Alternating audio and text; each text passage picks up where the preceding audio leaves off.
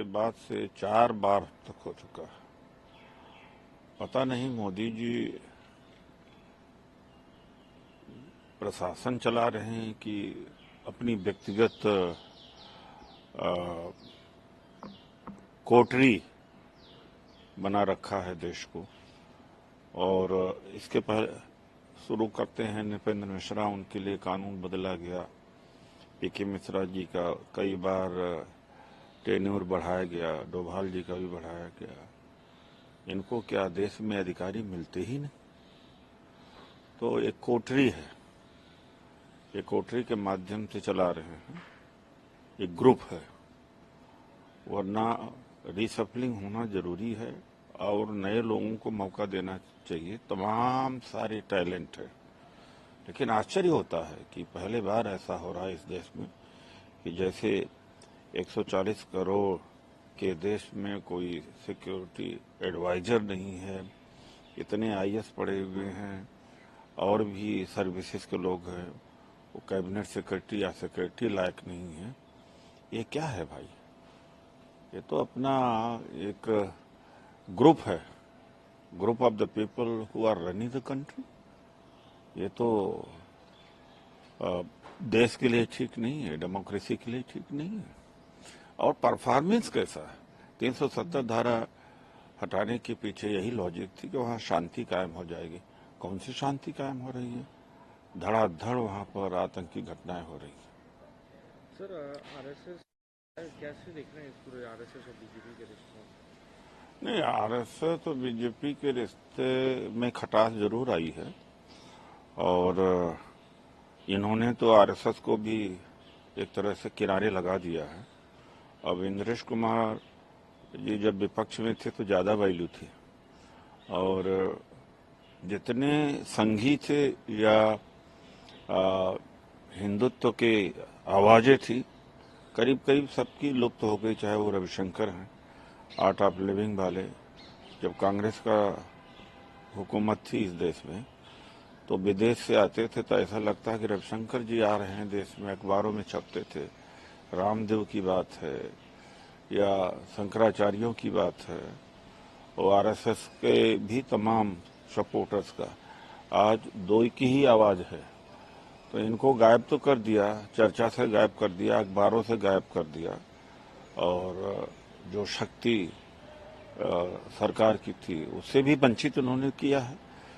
ये गुजरात लॉबी खासतौर से उद्योगपतियों को पूरे देश में बिछा दिया, चाहे ठेकेदार हों, कंट्रैक्टर हों या बड़ी ट्रेडिंग करने वाले हों या कंस्ट्रक्शन में लोग लगे हुए हैं, एक्सपोर्ट इंपोर्ट में लगे हैं, वरीयता उनको दी गई है। तो आरएसएस जो सोच रहा था वो हो नहीं पाया और इनको किराने लगा दिया। और इससे ज्यादा समझने के लिए रह गया कि जब जेपी नड्डा जी ने कह दिया कि अब आरएसएस की बैसाखी पर हम नहीं अपने बूते पर खड़े हो गए, तो एक तरह से झिड़क दिया है, एक तरह से धुतकार दिया है कि तुम्हारी जरूरत नहीं है। और इंद्रेश कुमार जी को ये पूछना चाहिए या भागवत जी को कि आपकी जरूरत नहीं तो जबरदस्ती क्यों आप बीजेपी के पीछे लगे हुए या समर्थन कर रहे हैं? सीधा सीधा कह दीजिए, लेकिन सीधा भी नहीं कहते ये लोग। सर, 26 करना चाहिए स्पीकर पोस्ट के लिए? बिल्कुल करना चाहिए, इसलिए कि ये लोग सेकुलर लोग हैं और खासतौर से दोनों का कि अल्पसंख्यक भी आवाज हैं।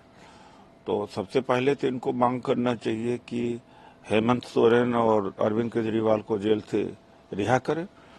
अदालत जब सजा देगी तो जेल जाएंगे, तो कम से कम इनके साथ जुड़ने से या मोदी के कैबिनेट या सरकार के हिस्सा बनने से इतनी तो मांग करना चाहिए और स्पीकर की पोस्ट तो जरूर लेनी चाहिए।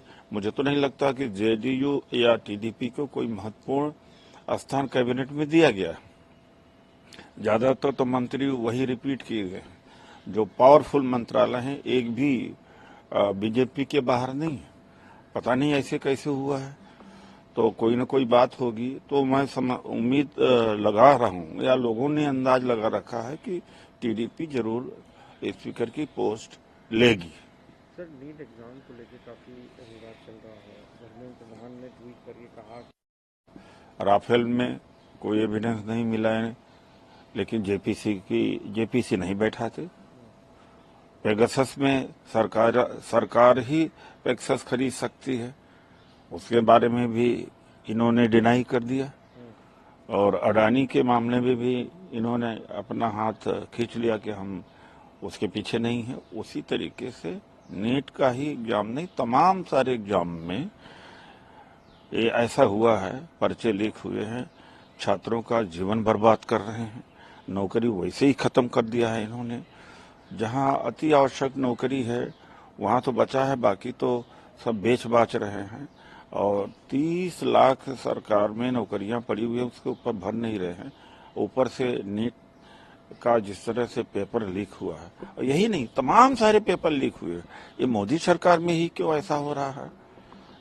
मतलब दोहरा तेहरा मार पड़ रही है यूथ के ऊपर। एक तो रोजगार नहीं है, और थोड़ा बहुत रोजगार है तो वहां बेईमानी हो रही है, नकल हो रही है, पर्चा लीक हो रहा है। नमस्कार, मैं हूं मानक गुप्ता।